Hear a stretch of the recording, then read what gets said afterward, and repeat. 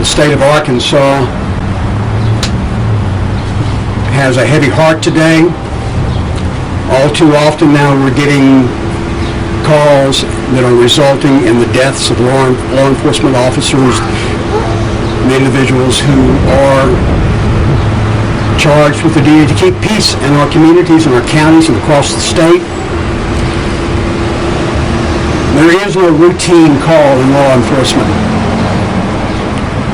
But what happened this morning began as about as routine as you can get. But anything can happen anytime, and it's happening all too often. It's taking the life of a law enforcement officer. And we, as a state, salute Deputy Stephen, and we salute the Sheriff's Department of Stone County. Our thoughts and prayers are with them and with Deputy's family. Nothing can bring him back, but we can do the right thing today, and what I'm going to ask of you is to understand that I will not be able to tell you everything that took place this morning. There was an ongoing criminal investigation, and the last thing we want to do is compromise that investigation right now, but I'll try to give you the facts that I can.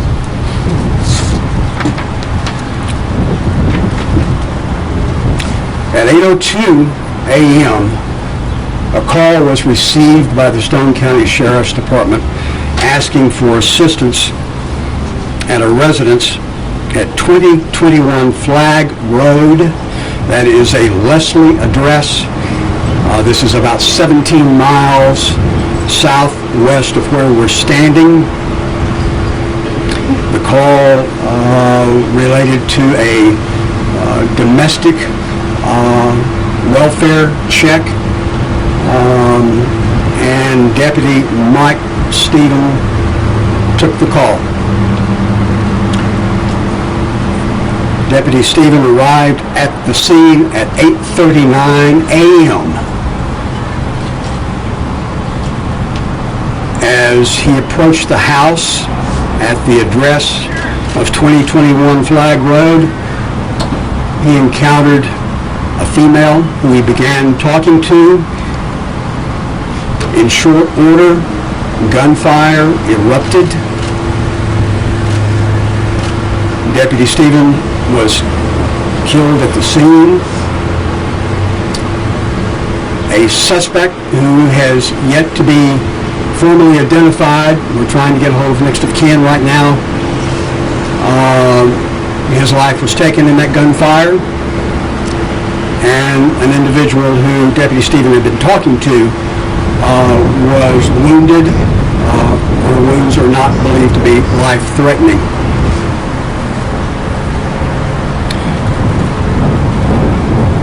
The body of both the suspect and Deputy Stephen are en route to the Arkansas State Crime Laboratory,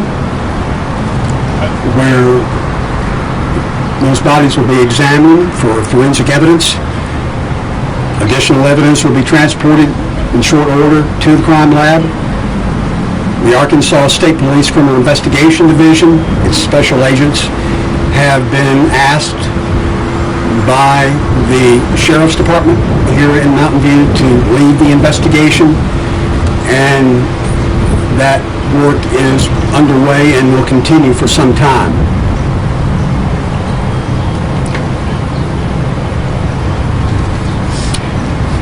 There's really nothing else to tell you. I'll try to entertain a few questions, but before I do, I would like to introduce you to Chief Deputy Zach Alexander.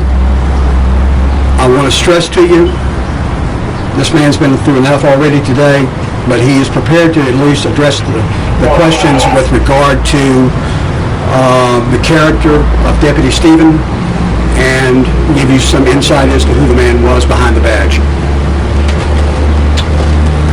Thank you. I'm going to keep this short and sweet. Mike Stevens was a 20-year veteran of law enforcement. He was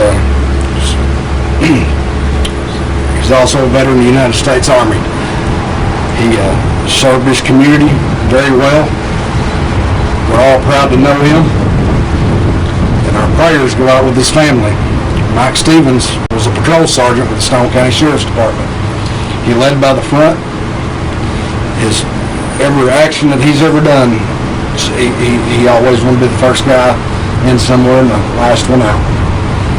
Extraordinary leader, and that's Mike Stevens.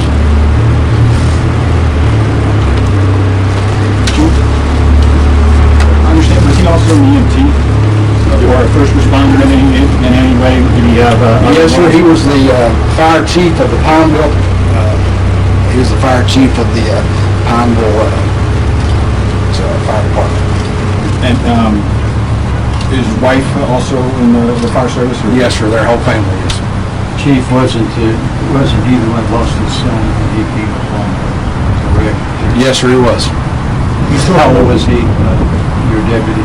What's that? What was the age of your deputy? He's 56 years old.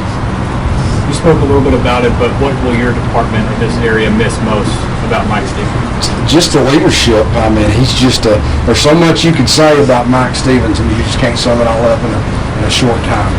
You know, and like I said again, he was always one to lead from the front, and he pushed his guys to their, to be better people. He's a very big asset to this community. What was the last interaction you had with Deputy Stevens?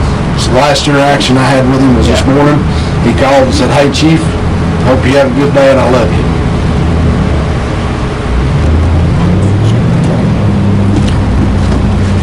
I'll try to entertain a few questions. Again, please understand this investigation is very fluid right now, and there's not going to be a whole lot that I can fill in the gaps on, but go ahead.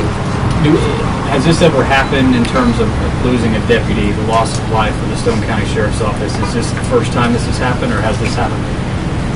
We had a sergeant a couple years ago that passed away of some heart trouble, but nothing in the line of duty. First time ever in the line of duty.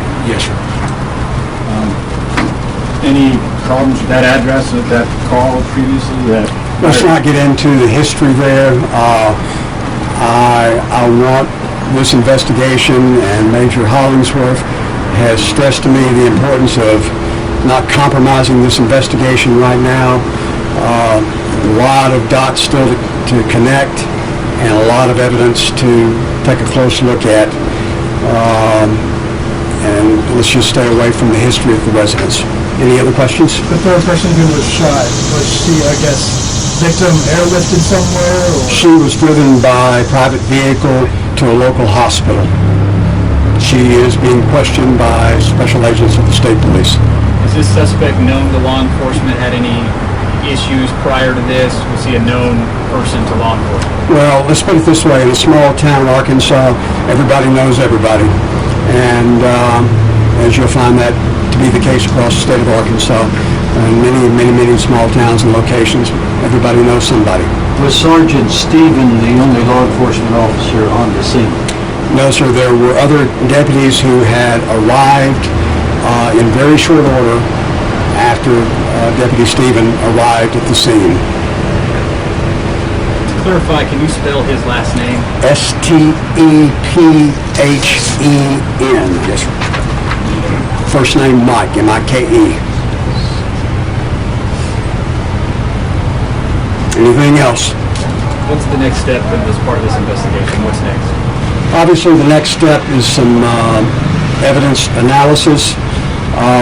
It'll be important to retrieve the forensic evidence, specifically from the firearms that were involved, and that will begin to complete the story. But there are many other pieces of the puzzle that need to come together, and that will happen very quickly. The people of Stone County deserve answers, and we're going to give them those answers just as quick as we can. Do you have any details on the nature of the firearms that were involved? I'm not going to get into what kind of firearms or how many shots were fired. That is the kind of information that needs to come out during the course of the investigation. And agents are working right now to account for the rounds that were fired. How much did the location and area of where this happened play a role in just the response time of the whole incident? Well, the initial call at 8:02, arrival at 8:39 gives you some indication of the distance. Arkansas for law enforcement is a challenge at times. But I guess if there's any takeaway, the call came in and the call was answered. And that's all you can ask of law enforcement these days is to respond. And I don't know of a law enforcement agency in the state of Arkansas that doesn't respond to something when the call goes out asking for help. Any other questions? If not, thank you very much. Please be patient with us and keep law enforcement in your prayers every night, and especially tonight for the Stephen family. Was he wearing a bulletproof vest?